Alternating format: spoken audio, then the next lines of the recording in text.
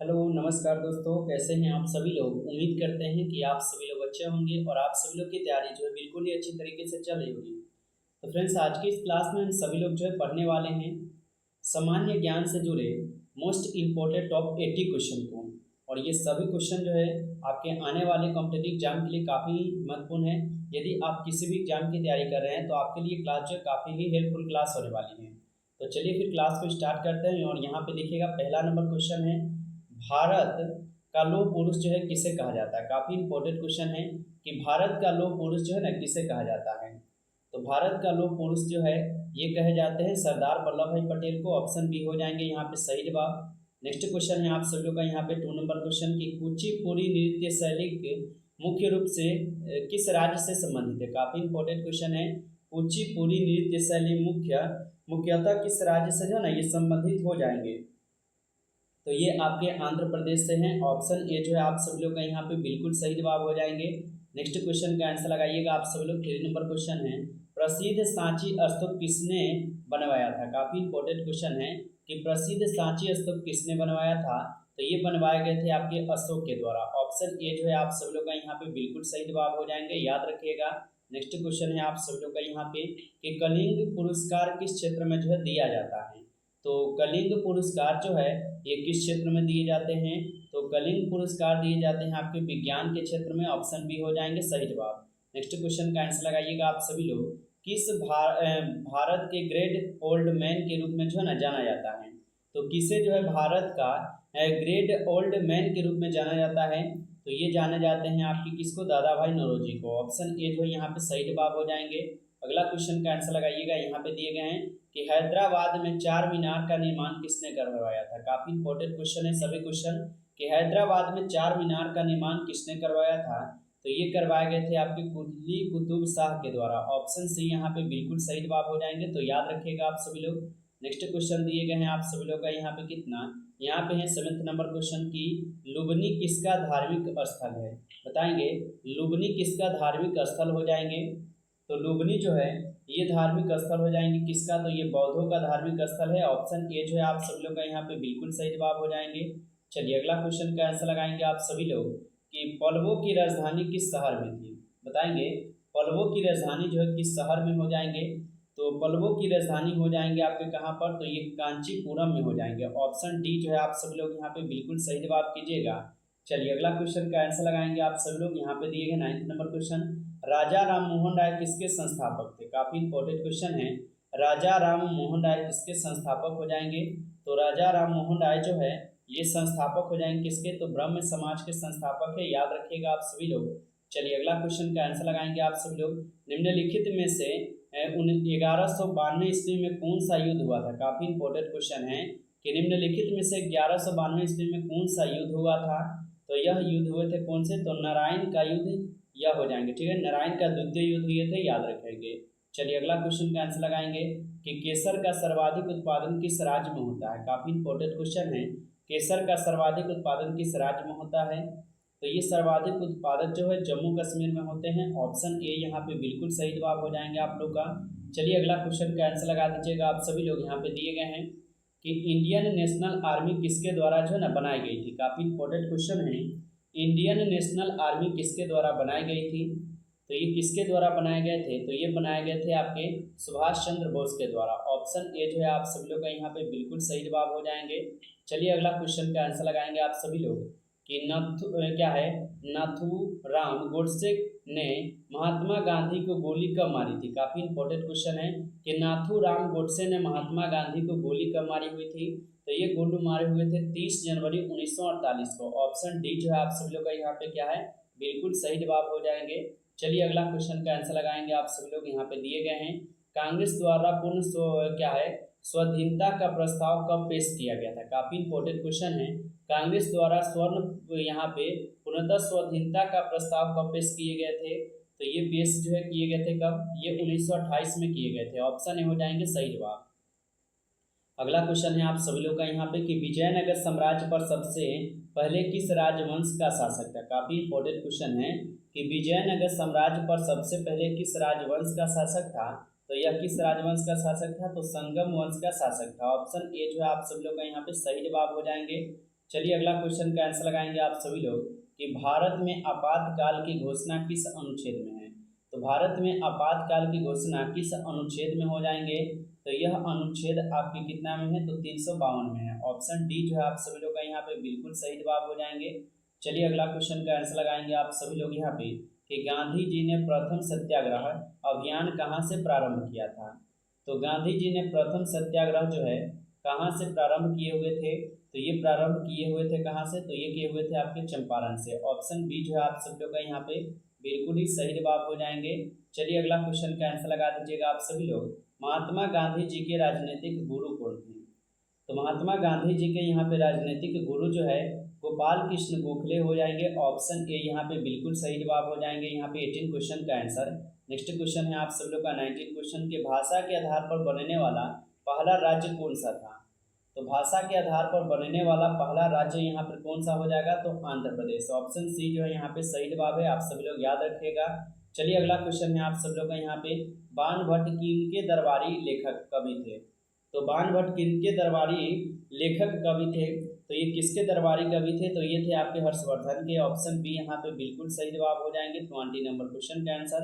चलिए अगला क्वेश्चन का आंसर लगा दीजिएगा। यहाँ पे दिए गए हैं भारतीय संविधान का जनक जो है किसे माना जाता है। काफी इंपॉर्टेंट क्वेश्चन है। भारतीय संविधान का जनक किसे माना जाता है, तो भारतीय संविधान का जनक जो है ये माने जाते हैं डॉक्टर राजेंद्र प्रसाद जी को। ऑप्शन डी जो है यहाँ पे बिल्कुल सही जवाब हो जाएंगे 21 क्वेश्चन का आंसर। नेक्स्ट क्वेश्चन है आप सभी लोगों का कि अशोक का शिलालेख किस भाषा में लिखा गया है। काफी इंपॉर्टेंट क्वेश्चन है। अशोक का शिलालेख किस भाषा में लिखा गया था, तो अशोक का शिलालेख जो है ये लिखे गए थे आपके ब्राह्मणी भाषा में। तो ऑप्शन सी हो जाएंगे यहाँ पे सही जवाब। नेक्स्ट क्वेश्चन देखिएगा आप सभी लोग कि निम्नलिखित में से किसने न्यूट्रॉन की खोज की थी। काफी इंपॉर्टेंट क्वेश्चन है कि न्यूट्रॉन की खोज जो है ना किसके द्वारा की गई थी, तो न्यूट्रॉन की खोज जो है चैडविक के द्वारा किए, यानी कि जय चैडविक के द्वारा किए गए थे आपके न्यूट्रॉन की खोज, याद रखेंगे। चलिए नेक्स्ट क्वेश्चन है आप सब लोग का यहाँ पे कि प्लासी के युद्ध के समय बंगाल के नवाब कौन थे। तो प्लासी के युद्ध के समय जो है बंगाल के नवाब कौन हो जाएंगे, तो प्लासी के युद्ध के समय बंगाल के नवाब थे आपके सिराजुद्दौला। ऑप्शन सी यहाँ पे सही जवाब हो जाएंगे आप सब लोग का, याद रखिएगा। चलिए अगला क्वेश्चन है आप सब लोग का 25 क्वेश्चन है। निम्नलिखित में से ब्रह्मांड के लिए दूसरा शब्द कौन सा है। तो यहाँ पे ब्रह्मांड के लिए दूसरा शब्द कौन सा हो जाएगा, तो ब्रह्मांड के लिए दूसरा शब्द हो जाएंगे यहाँ पे कॉस्मोस, जो कि ऑप्शन सी यहाँ पे है कॉस्मोस, याद रखेंगे। ऑप्शन सी सही जवाब होगा। चलिए अगला क्वेश्चन का आंसर लगा दीजिएगा। भारत का प्रधानमंत्री बनने के लिए निम्नतम आयु सीमा क्या है। तो भारत का प्रधानमंत्री बनने के लिए निम्नतम आयु सीमा जो है यहाँ पर हो जाएंगे 25 वर्ष। ऑप्शन सी कीजिएगा आप सब लोग यहाँ पे सही जवाब 25 वर्ष। चलिए अगला क्वेश्चन का आंसर लगाएंगे कि गुप्त साम्राज्य का वास्तविक संस्थापक जो है माना जाता है। तो गुप्त साम्राज्य का वास्तविक संस्थापक किसे माना जाता है, तो गुप्त साम्राज्य का वास्तविक संस्थापक जो है ये किसे माने जाते हैं, तो ये माने जाते हैं आपकी किसको, चंद्रगुप्त प्रथम को। ऑप्शन बी यहाँ पे सही जवाब हो जाएंगे। चलिए अगला क्वेश्चन का आंसर लगा दीजिए कि किसके कारण पृथ्वी के मौसम में क्या है सभी परिवर्तन होते हैं।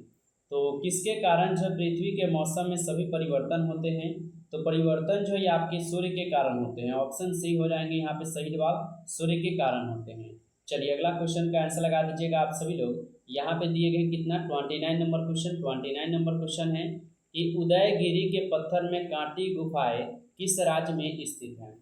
तो उदयगिरी के पत्थर में कांटी गुफाएं किस राज्य में स्थित हो जाएंगे, तो यह स्थित हो जाएंगे किस राज्य में, तो ये मध्य प्रदेश में है। ऑप्शन सी यहाँ पे बिल्कुल सही जवाब हो जाएंगे 29 क्वेश्चन का आंसर। नेक्स्ट क्वेश्चन है कि सांची के स्तूप का निर्माण जो किसने करवाया था, बताएंगे। सांची के स्तूप का निर्माण किसके द्वारा करवाए गए थे, तो सांची के स्तूप का निर्माण जो है ये करवाए गए थे किसके द्वारा, तो ये करवाए गए थे आपके अशोक के द्वारा। ऑप्शन बी हो जाएंगे यहाँ पे सही जवाब। नेक्स्ट क्वेश्चन है आप सब लोग का यहाँ पे कि बुद्ध ने अपने जीवन की अंतिम वर्षा ऋतु कहाँ बिताई थी। तो बुद्ध ने अपने जीवन की अंतिम वर्षा ऋतु जो है ये कहाँ पर बिताए हुए थे, तो वैशाली में बिताए थे। ऑप्शन बी जो है आप सब लोग का यहाँ पे बिल्कुल सही जवाब हो जाएंगे। चलिए अगला क्वेश्चन का आंसर लगाएंगे आप सभी लोग कि किस वर्ष में भारत छोड़ो आंदोलन प्रारंभ किया गया था। तो किस वर्ष में भारत छोड़ो आंदोलन प्रारंभ किए गए थे, तो भारत छोड़ो आंदोलन 1942 ईस्वी में जो है प्रारंभ किए गए थे। तो ऑप्शन सी यहाँ पे सही जवाब है। चलिए अगला क्वेश्चन का आंसर लगाएंगे आप सभी लोग।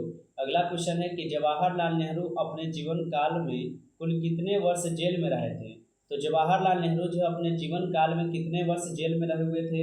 तो वो जेल में रहे थे 9 साल। ऑप्शन डी यहाँ पे बिल्कुल सही जवाब हो जाएंगे, 9 साल याद रखेंगे। चलिए अगला क्वेश्चन है आप सभी लोग का यहाँ पे, यक्षगान किस राज्य का प्रमुख लोक नृत्य है? बताएंगे आप सभी लोग, यक्षगान किस राज्य का प्रमुख लोक नृत्य है? तो ये लोक नृत्य हो जाएंगे कर्नाटक के। ऑप्शन सी यहाँ पे सही जवाब है। चलिए अगला क्वेश्चन का आंसर लगा दीजिएगा आप सभी लोग, यहाँ पे दिए गए हैं कि दिल्ली को किस वर्ष भारत की राजधानी जो है ना बनाया गया था? बताएंगे आप सभी लोग, दिल्ली को भारत की राजधानी किस वर्ष बनाई गई थी? तो 1911 में जो है दिल्ली को भारत की राजधानी बनाई गई थी। तो ऑप्शन बी हो जाएंगे यहाँ पे सही जवाब, याद रखिएगा। चलिए अगला क्वेश्चन का आंसर लगाइएगा आप सभी लोग कि डॉक्टर भीमराव अंबेडकर को किस सत्याग्रह का नेतृत्व किया था? तो डॉक्टर भीमराव अंबेडकर ने किस सत्याग्रह का यहाँ पे नेतृत्व किए हुए थे? तो डॉक्टर भीमराव अंबेडकर जो ये महर सत्याग्रह का क्या किए थे? तो नेतृत्व किए थे। तो ऑप्शन सी यहाँ पे सही जवाब है। चलिए अगला क्वेश्चन का आंसर लगा दीजिएगा कि ईस्ट इंडिया कंपनी की स्थापना के समय भारत का शासक कौन था? तो ईस्ट इंडिया कंपनी की स्थापना के समय भारत का यहाँ पे शासक जो है आप लोग का अकबर हो जाएगा। ऑप्शन यहाँ पे क्या कीजिएगा, बी कीजिएगा आप सभी लोग, सही जवाब।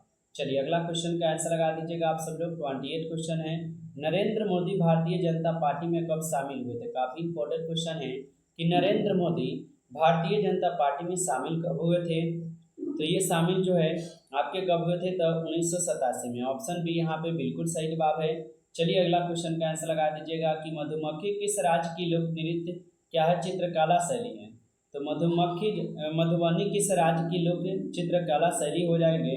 तो ये हो जाएंगे आप लोग का यहाँ पे बिहार का। ठीक है, ऑप्शन सी कीजिएगा आप लोग, सही जवाब। चलिए अगला क्वेश्चन है, द्रौपदी मुर्मू ने कब भारत को राष्ट्रपति के रूप में शपथ ली थी?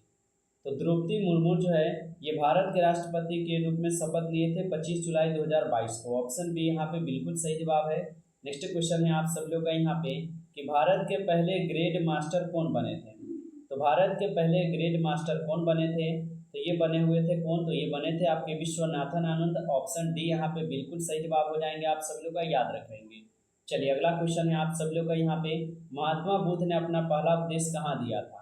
तो महात्मा बुद्ध जो है ये सबसे पहले अपना पहला उपदेश दिए हुए थे सारनाथ में। ऑप्शन बी यहाँ पे बिल्कुल ही सही जवाब हो जाएंगे, याद रखिएगा।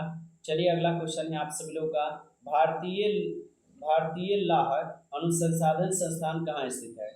तो भारतीय लाह अनुसंधान संस्थान जो है यह स्थित हो जाएंगे रांची में। ऑप्शन ए यहाँ पे बिल्कुल सही जवाब है, रांची में, याद रखेंगे।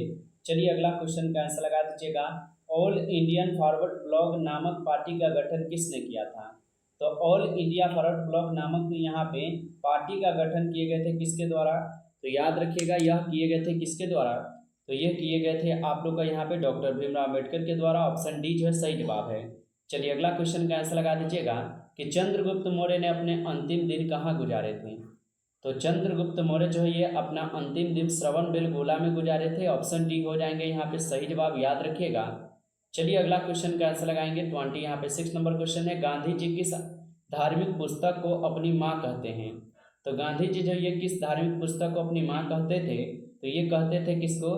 भागवत गीता को। ऑप्शन डी हो जाएंगे आप लोग का यहाँ पे सही जवाब, याद रखिएगा। चलिए अगला क्वेश्चन का आंसर लगा दीजिएगा कि भारत की सबसे ऊंची मीनार कौन सी है? काफी इंपॉर्टेंट क्वेश्चन है कि भारत की सबसे ऊंची मीनार कौन सी है? तो यह हो जाएंगे आपके कौन? 4 मीनार। ऑप्शन ए यहाँ पे सही जवाब है। चलिए अगला क्वेश्चन का आंसर लगाएंगे कि बंगाल के विभाजन के दौरान गवर्नर जनरल कौन थे? तो बंगाल के विभाजन के दौरान गवर्नर जनरल कौन हो जाएंगे? तो यह हो जाएंगे लॉर्ड कर्जन। ऑप्शन बी कीजिएगा सही जवाब।